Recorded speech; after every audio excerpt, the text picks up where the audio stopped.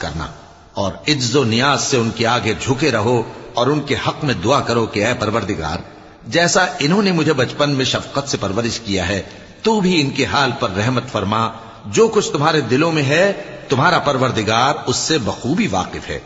अगर तुम नेक होगे तो वो रुजू लाने वालों को बख्श देने वाला है। और रिश्तेदारों और मोहताजों और मुसाफिरों को उनका हक अदा करो और फजूल खर्ची से माल न उड़ाओ